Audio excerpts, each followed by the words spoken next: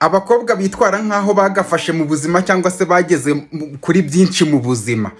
Uwa mbere, umukobwa ukimara gushyingirwa vuba barabita abajene mariye.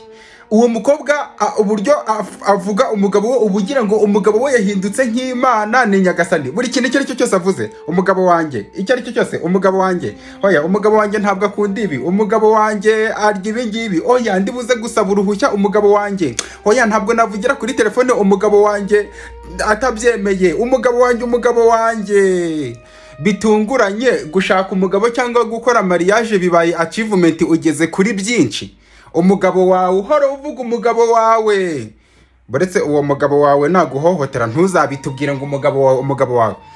Uwundi muntu witwara nkaho yageze kuri byinshi muri ubu buzima, abakobwa bafite ba boyfriend babo bakina football ari abastari, bahora bafite ibyizere byinshi cyane. Umugabo wanjye akina football, bahora bari kumwe, yambaye jezi, yamuherekeje mu myitozo. Umugabo wanjye ni umusitari, yakinye hirya no hino, ari warata gusa jezi inyuma izina rye ryanditseho. Wa mukobwa we, uwo muhungu mukundana ni umukinnyi, kandi noneho nawe aranagukina cyangwa se azanagukina.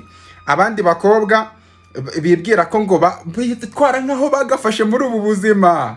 Abakobwa bafite utwobo two ku matama, bahora bari kwimwenyuza buri gihe.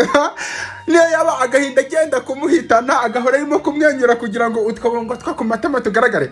Yiriye nka gutya, yajya amurebana gutya, ajya kumwenyura no guseka akagira gutya kugira ngo akoboko ku matama ukabone. Ishavu n'agahinda byuzuye mu mutima, bumva bameze nkaho bagafashe muri ubu buzima.